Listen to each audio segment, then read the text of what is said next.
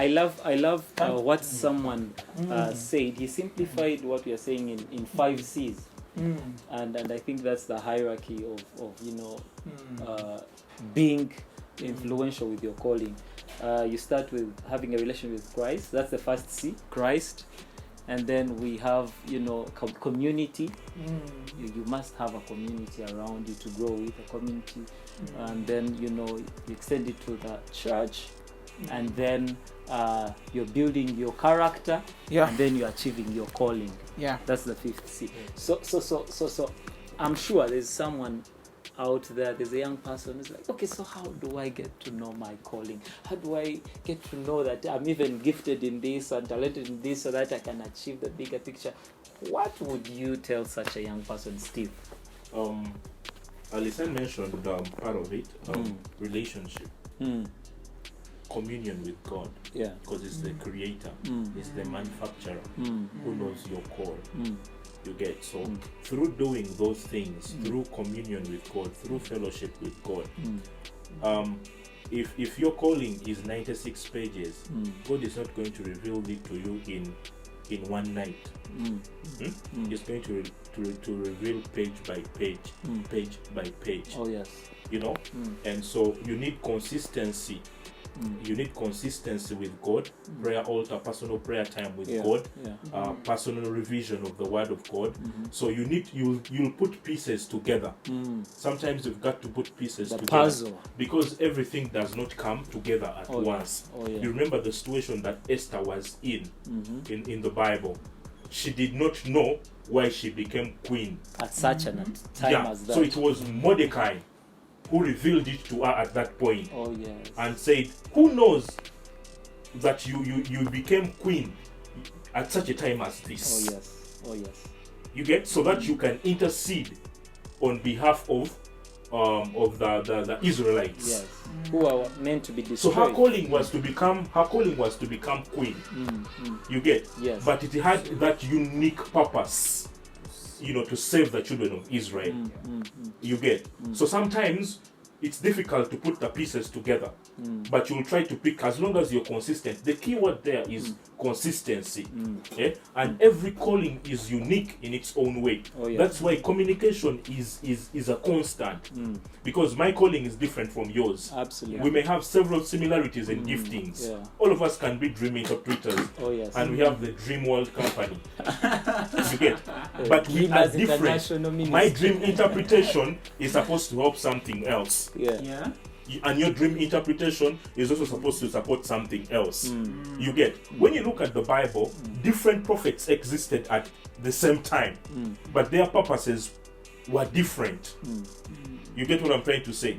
I think Daniel existed at the same time with who? With Ezekiel. But Daniel was at the king's palace. That's why I was prophesying. He was the prime minister.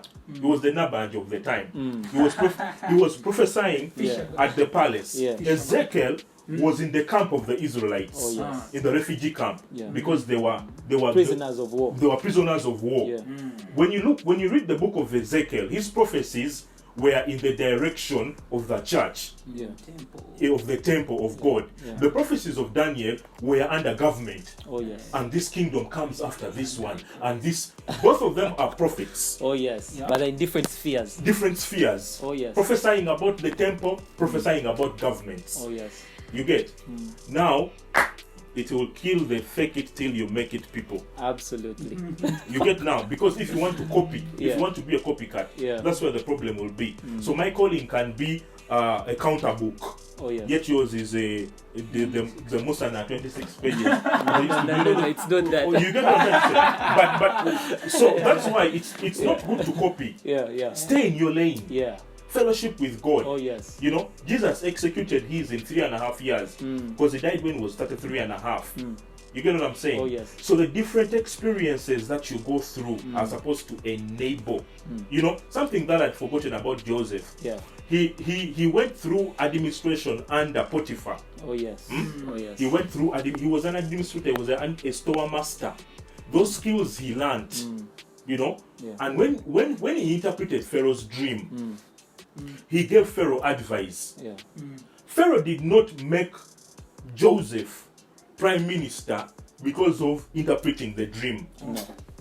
You know, Yeah. Pharaoh made Joseph prime minister because Joseph gave him administrative advice. Oh yes. The Mosaic can come here today and I tell you, you tell me your dream and I interpret it for you, but I give you no solution.